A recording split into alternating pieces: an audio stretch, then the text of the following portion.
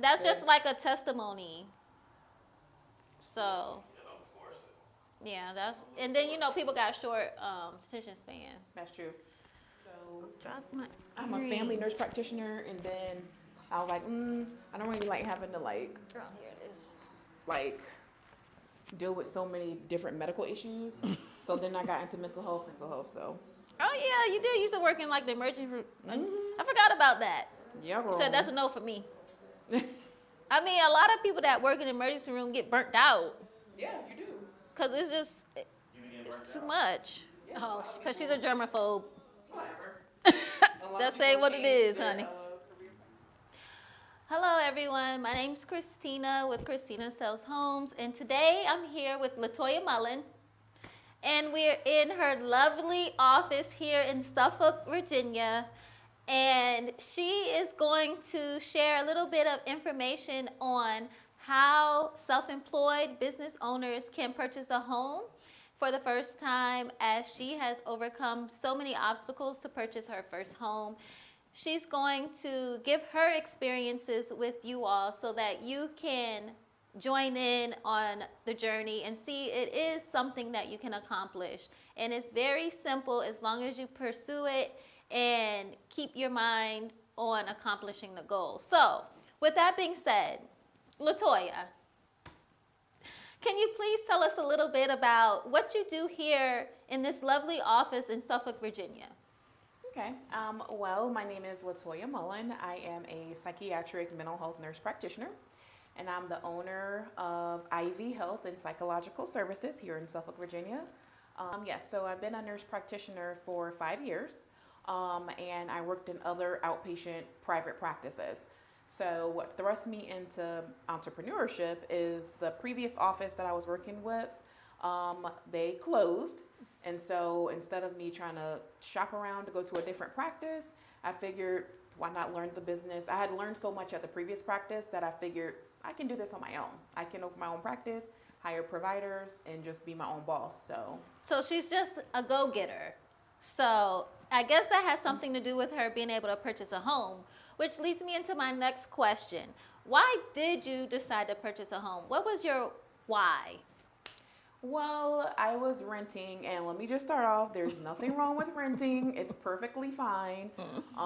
But it was to a point where I was like, I'm paying a mortgage at this point, so why not own my own home instead of paying someone else's mortgage? Because that's essentially what I was doing. I wasn't in an apartment complex or anything like that. I was always doing private owners, renting from private owners. So it was like, dang, I'm paying their mortgage. I want to be able to have someone pay my mortgage one day, possibly. So it's like, I'm going to look into buying a home. Okay, so basically what she was doing is she was building zero equity while the owner was getting 100% equity on her rental income. So she made the choice. And like she said, guys, there is nothing wrong with renting. It serves its purposes, but there comes a point for many homeowners when they say, you know what, renting is not working for me. I want to buy my own home. I want to build wealth and legacy. I want to invest in myself instead of continuing to help someone else, build wealth and legacy. I want to build my own wealth and legacy. So thank you, LaToya, for that. What did you do to prepare for a self-employed mortgage loan? I know we've done some videos, and you can check them out on some things as far as working with your accounting and accountant and just preparing your taxes and things like that so that you can present them to your mortgage lender. So can you tell the people what you did as a business owner to prepare to get a mortgage loan? Well, first, so the first thing is you want to pick a very knowledgeable agent who can kind of walk you through some of those things, because there were a lot of things that I did not know. But the main thing that I did as an entrepreneur, so there is a time limit, and I learned that they really wanted me to be in business for a complete 2 years. And I think at that time I was a couple months shy, but they did still let me move forward with the process. And then, so that was one thing. You have to be a self-employed have to be self-employed for at least 2 years, I believe. That's true. Before 2 to 3. even going that process. And then after that, it was the profit loss. So you can do your own profit loss statement, but I had an accountant. So it's very important when you have a small business to make sure you have those things in place. A business advisor, accountant, someone that can help you with those things, because I didn't know how to do a profit loss statement. And you also want to make sure to go with the profit and loss statement that you are showing that you are producing income. Right. A lot of times we as business owners want to write everything off, which is cool when you're not trying to buy a house. But when you're trying to buy a house, you want to be able to show the lender that, hey, this is a reputable business. Yes. It's bringing in revenue. Yes. So I got the profit and loss statement, and luckily I was doing everything correctly. So they were able to see, oh, she actually is making money from the business. It's not just a phantom thing she has out there just to use for tax purposes. So that was that. And then just be prepared. Just know about each different type of loan and what you specifically qualify for. Because some loans, they ask more questions. Some, it's not as intensive. But that's a good point. That was mainly why I did to prepare. Just make sure you're able to show, because they're going to ask for documents and certain things. So just have all your ducks in a row, like your operating agreements and your business documents, because sometimes they ask for those. Bank statements, pay stubs. So just make sure you're able to get these things easily so that it doesn't delay the process. Because you will have to, it is a process. So they will ask questions. So that's the only thing that I wasn't prepared for. Kind of felt like they were digging a lot into my business, but that's what they're supposed to do. So yeah, well, did you use a government-backed loan, or did you use FHA, VA, or a conventional type of loan where the government backs it? I think I did. Well, I used the government loan, correct? Well, if you did, that would be why. Hence, yes. So the government loans, they do dig a little bit deeper because it's government backed. But for instance, like I have a relative, my sister had a conventional loan. She did not have to go through all the steps that I went through. It was a lot more smoother process, but the type of loan you get is going to depend on many different factors. That's a whole nother story. Yes. Credit, basically credit history, the amount of income that you make. So it is a lot that goes into that, but I did have a government-based loan. So she prepared for that accordingly by working with her accountant to get the documents that she needed to produce and share with her lender. And before we get into the lender too much, I want to go back a little bit about them diving into your information. As a professional in the medical field, I would just assume that you went to college. I don't know. Okay. Yes. So, it's funny. Actually, I did know.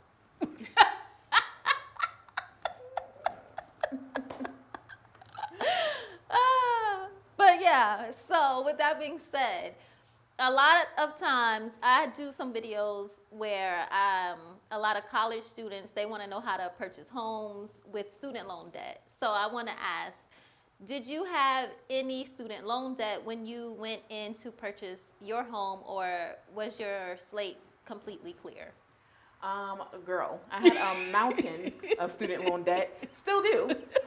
Like most Americans who have went to college. I'm one of them. Exactly, and I have a graduate degree as well, so that'll tell you how long I have quite a bit of debt.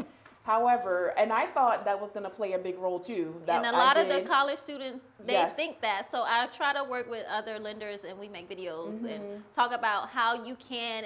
It doesn't mean you can't purchase a home. So that's why I want her to say, "Hey, I have student loan." Don't let that discourage you. Yes. Because a student loan is not going to stop you from getting. A real person telling you this. It's not a lender. It's not and I have a lot of debt. I'm not going to go into numbers, but it has not stopped me from owning a home. It has not stopped me from getting a car. Yes, a nice car. A nice car. But it hasn't stopped me from attaining what I need to attain. So don't let that be a deterrent, because you can do it. Yes. You will find a lender who will lend to you. No one's really am gonna just be candid. Ain't nobody checking for student loans. Right. You know, so it's not hard. And then lenders, you have the freedom to pick your own lender. So you do want to shop around to the one that's going to be the best fit for you. Good job. Because some work with you better than others. But the student loan debt, it is a thing. I mean, it does,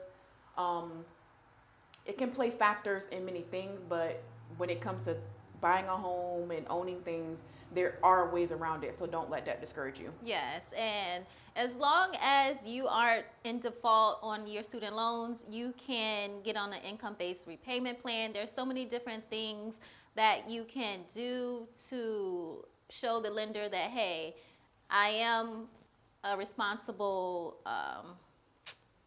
what is the word, lendee? Yeah. And you can, you know, lend me money. I pay my student loans back. And another thing about the student loans is those are government backed. So obviously you're not going to be able to get a home loan from the government if you're not paying the government back your student loans. So anyway, so yes, she is a responsible debitor. Yeah. As long, like she said, as long as you're not in default, yes, you can forbear them, put them in forbearance. Yes. As long as you're making some type of payment, it doesn't have to be what they think you should pay. As long as it's still in a good standing, you'll be fine. Yes, and definitely, like she said, shop around. That's going to be my next question. Did you shop around, or did you just go with the first lender that said, I'll give you some money? So I didn't go with the first lender. I was looking for things like along the lines of being very communicative, like getting back to me quickly. I did get, there were some rejections where people were flat out like, no. But for as many rejections, I got as many acceptances. So the people that were willing to work with me, then I narrowed it down by who's getting back to my emails, who's responding to my calls quickly. Then that narrowed it down even more to it's like, okay, I'm going to use this lender. And also who's going to give me the most money. So that's another thing. The person that qualified me for the most money, who was responding to me in a timely fashion, were the biggest things on my list as far as what lender I picked. Now, of course, the number one thing was who was going to give me the most money. Okay. So that I could have use that to shop around to see what kind of house I could get. Yes. So that was the number one factor. And then the other things like who's responding and who seems to be very personable and were working with me the most. Because let's face it, there are certain biases. Some people have biases against your gender. Some people have biases against your race. And that will come out pretty quickly. You can kind of feel how the lenders are kind of dealing with you. That's like, true. okay, well, she doesn't you really know seem automatically like she when you're talking to somebody if it's going to work. Yeah, just so like go with who gives you the warm and fuzzies, who you think, you know what, this is who I want to go with. And I'm a big firm believer, you know, prayer works. So I'm like, Lord, you know, guide me in the right direction, who I need to go with. And those things will fall into place. Yes. So once again, just so happy that she's here to co-sign all of my other videos where my lender is saying basically everything she is testifying against or to, and saying that, look, you need to make sure that you are vibing with your lender. If you're not vibing with the lender in the first, when you're on the phone talking to them and you don't feel like it's a connection, I'm telling you right now, it's not going to work. But of course, you definitely need them to be responsive, because when we're in a transaction and I'm trying to get a document ASAP, I don't have time as a realtor. I don't have time to hunt down the lenders to wait for them to call me back or email me back. So definitely you want someone that's responsive, but you also want someone who connects with you and isn't just looking at you as a number. So those are very important. But I like to tell clients that they should, she talks to many different lenders, but I like to tell them to at least talk to 3. She talked to more than 3. She's a very type of due diligence type of person, and very thorough and very serious. So she definitely did that. But some people that I work with, they definitely work with the first person that tells them yes. And they're like, okay, we're gonna, but I'm like, no, please, you know, comparison shop, hello. Just like when you buy anything else, if you're buying a washer, dryer, a car, clothes, shoes, you look and see who has the best value, the best price. You don't just go with the first thing that you see. I mean, unless it's convenient. Who's going to give you the best deal? Right. Yeah. So, okay. So, do you recall if you used any first-time buyer incentives? Like, were there any incentives for you being a first-time home buyer with the lender that you chose? I don't recall if I had any first-time lender benefits. Around the time when I bought my house, the market was crazy. The market was crazy. not in the seller's favor. Okay. So there wasn't a lot of benefits that you could get. So I don't recall there being any first-time buyer stuff. Maybe like a free first-time home buyers class. But they may have gave her like $800 or $1,000. She might not ever see it. It wasn't anything enough to make me be like, yes, girl, I had a deal. So it might have been something there, but it wasn't enough that I can remember. Yeah, she's saying that they didn't pay her closing costs, they didn't pay her down payment, she didn't get any of those type of deals. Meh. So, but that is something to pay attention to. Sometimes if the housing market's not in the seller's favor, those things will happen. So.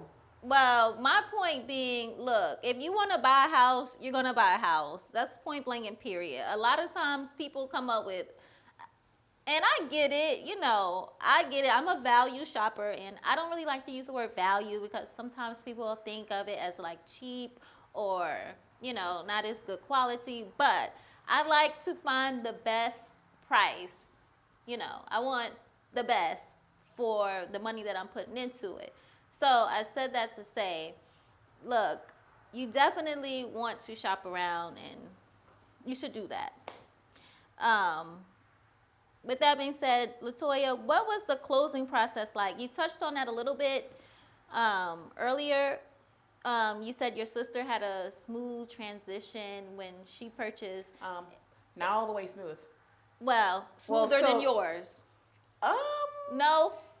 So here's the scenarios, and then you guys can decide what's smoother. Because my type of rocky closing was because of the time crunch.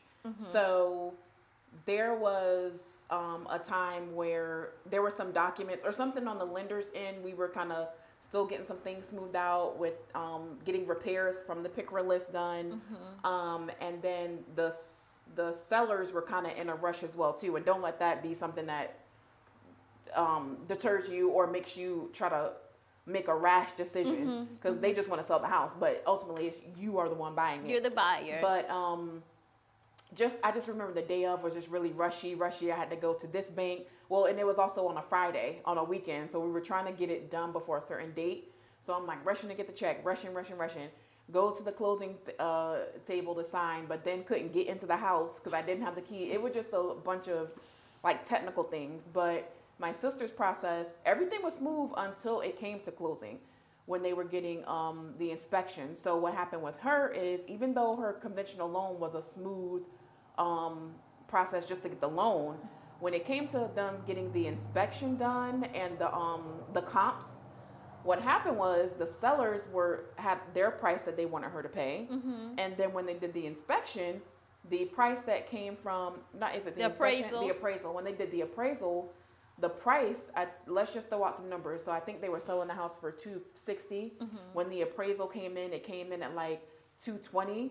So there's a difference there. That basically says that the bank does not think that this house is worth that much based on her house is brand new, but the area, the houses were not selling for that much. And this is back to what she was saying about the market that we were shopping in at that time. They were being crazy. She was buying, those houses weren't selling for that much. But the seller would not budge. They were like, we still want $250. So you have two options. She had to either come up with the difference of $250 to $220 or walk away from it.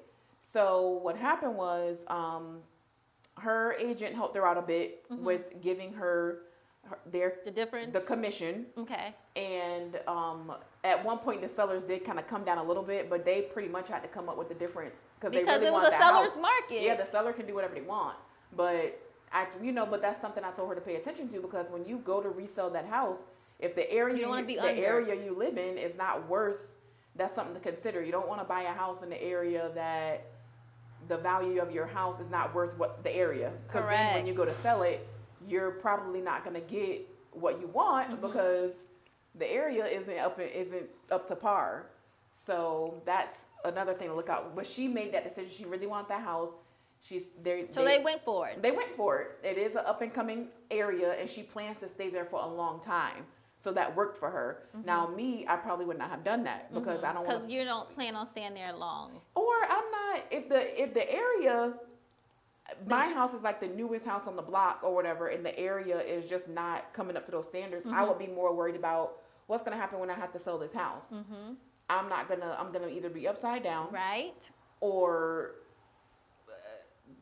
that's the main thing I was worried about, because if the area doesn't match the property, that's just not something I would want to do. But that's just me. That doesn't mean someone else, they really wanted that house, but I would not see myself wanting a house that bad in a bad area. I don't want to say a bad area, but an underdeveloped area. Okay. So. Well, thank you for answering that. I would say to buyers that I told my buyers, look, there's always a challenge. I like to say when you're buying a house, it's like taking final exams. It's like cram time. And if you don't want to compare to that, if you're a spiritual type of person, it's going to be all type of attacks coming against you, because this is something major. It's a big deal. And it's not going to come easy. I mean, people on TV or whatever, at the end of it, you'll say, oh, this is cool. But when you're going through it, trust me, you're not saying it's a lot. it. Yeah, it's a lot. But at the end, you be like, oh, yeah, But while you going through it, you getting attacked, okay? It's like kill or be killed, okay? Yeah. Yeah, it's a lot. You got to push through. So she had her challenges. Her sister had challenges. And every client I work with has their own bumps in the road that they go through. And once you in the contract, you in that contract. So that's how they get you. That's how they get you. Like, you're not going to just walk away. I mean, you can walk away if you got a good realtor and, and if you haven't asked the seller to make any repairs and things like that, you can get your deposit back. But depending on your situation, you in it. Like, this is a serious contract, okay? You can be sued, okay? It's a legally binding agreement. So when there's challenges that arise, you have to push through. You can't just give up. Like LaToya did, she pushed through. It didn't feel good at the time, like they say on the gospel songs. It didn't feel good, but you made it through. And now look at you. You're all smiles. So, okay. After going through the process of purchasing a home, what's one thing you would share with someone who wants to purchase a home for the first time? Don't feel rushed. Look around as much as you want. But when you're looking around process, you probably will always see something better. So you just want to go with the one that you feel like is the one for you, that gives you all those warm and fuzzies. You're not going to always get everything you want. Just have your major things that you want and just make sure the house has those major things, but you're not going to get everything. So I tell people to pick maybe one or two things that it's a must, like, oh, the kitchen must be like this, or the bathroom must be like this, and just stick with that must. There are going to be other things you may not like, but you have to prioritize the things that you want. Also, be in the space where you're not making big purchases around that time, because you can't have a whole bunch of stuff coming out of your banking account while you're in the process of buying a house. So that was one thing that I would tell someone: make sure you're in that right space. This is the only thing that you're going to be doing, because during that time frame while you're in the process, you're going to have to look at your spending. So you have to be at a place where you're ready to kind of, maybe like a month, I guess, where you're just not making big purchases and having a lot of big money coming out of your bank account. So don't be rushed. Look around as much as you want, but you're always going to see something better. So just prioritize what your major wants are, stick with those, and go from there. Okay. And what were some of your must-haves that were non-negotiable? I did want 2 levels, so I did want an upstairs and downstairs. I wasn't interested in any ranches or first floors. A nice neighborhood. Also, I wanted a nice kitchen. Well, I wanted the bathrooms to be nice sizes because I actually redid my kitchen. That was nothing that was like a major thing, but I wanted a modern, newer look. So that's what I was going for, and I did not want the any connections. Like I didn't want any walls to be connected. So I wanted a house, like a single family home, and nice neighborhood and a modern look. So those were the main things that I were going for. Deal breakers would have been tiny rooms. So I wanted nice sized rooms too. And I'm not sure, but I guess you wanted a single family home. You had some bad experiences. I don't know. Yeah, I just didn't want to share a wall anymore. I mean, some people buy condos and things like that, and that's fine. I just didn't want to share a wall anymore. My experiences were very bad with neighbors. So that was one thing that I was looking out for. I also encourage you, if there is a house you like, drive by in the daytime and the nighttime. Definitely so you can at see nighttime. what's going on. Maybe even do a couple stakeouts, look at who your neighbors would be. Because once you're in it, and that's that. So I would also encourage that. Noise was a big thing for me, and sharing a wall. I just didn't want to do that anymore. Yes, she didn't want to deal with that flashback of renting. Yes. But those are definitely some good tips, LaToya. Thank you for sharing those and telling those people they need to drive around. She said in the daytime and in the night. And at nighttime. I'll just say if you can't get in the day, definitely go at the nighttime because things look all nice. A lot of people at work because nobody's outside. But you want to drive around during the evening, see what kind of what the neighbors are looking like, the happenings, and go from there. So I wanted a quiet, non-connected walls type of place in a nice neighborhood. So those were my things that I really was like pressed about. So, and actually, during my time, my offer got rejected. So you have to understand that depending on when you buy your house, what market it's in, don't get discouraged if your offer is rejected. It is what it is. It'll happen. Just keep the course. What's for you is for you. Yes. My offer got rejected first, and then something fell through, and they circled back and was like, okay, is she still interested? So I was like, okay, maybe it's meant for me to be on Queens Point Avenue. Yes, so Queen. That's what happened. So don't get discouraged if your offers get rejected. That still may be your house. Thank you, LaToya. And for the people out there who want the dream of home ownership, a lot of times they say, man, I want to buy a house, but how in the world am I going to save up X amount of dollars for my down payment and my closing costs?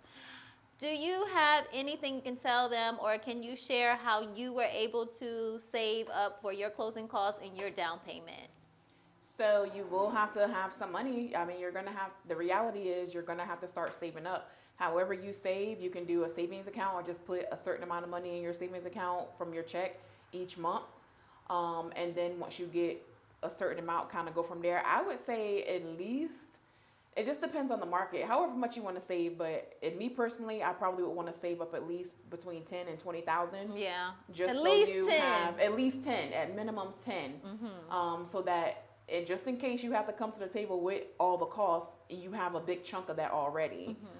Depending on your loan and all of that, some people you won't even have to pay it. If you can get a no down payment, if you can get zero down, that's the ideal situation. Yeah. But if you're not in that situation, you want to at least. Then I wasn't either. You want to at least save up 10,000. As an entrepreneur, luckily, I was able to use money from my business account as a down payment because at that time, you know, a home is something you still can kind of write off, especially if you work from home. So there's ways around that. You just talk to your accountant. But I had enough money in my business account where I could use some of that for my down payment. Okay. So, like, how long did it take you? A year, 12 months, 6 months? Or did you just already have your money in your business account and you talked with your accountant and she said, okay? So I already had the money there. But if I were, let's say, if you're an entrepreneur and you've been in business for 2 years already to do the home buying process, 9 times out of 10, you're going to have enough money in your business account to move forward purchasing a home. And if you don't, you might need to revisit the structure of your business and how you're doing your business. That's just the reality of the situation. So, but if you're in that position, you probably will have money there, and you would just need to talk to your business accountant of how to use it for your down payment. But if you're not an entrepreneur, and I would say it probably would take, and it depends on your income. If it were me, I probably would have took maybe like a year to save up, a year or two to save up some money for a down payment for a house. Okay. And then if you got two incomes, if you got a husband or something, or somebody that's helping you, it's probably going to be less than that, because now it's Depends a on two what kind income of situation. Depends on what kind of husband you have. That's true. Okay. That's true. Yes, girl. And I've known people who were able to use their income tax refunds for down payment, and that didn't even take. There was no saving. There was no saving situation. So if you're getting a big income tax return, that can be a down payment for a house. Yes, so. It's true what she's saying. You definitely, your income tax. A lot of people, because that's such a large lump sum of money that people get at once, and they just add on to that. People get gifts. People go in their 401k. There's many different ways that you can. Another great thing that she said is, taking a little bit out of your paycheck every time and just putting it into a savings account. If you do that for 12 months, you can definitely save up the money. But get with the financial planner or your accountant and come up with some type of plan. If LaToya can do it, anybody can do it, okay? And not to say anything like that, but I'm just saying, I hope that if you're a business owner, you're a determined type of person, you have that drive and motivation automatically anyways.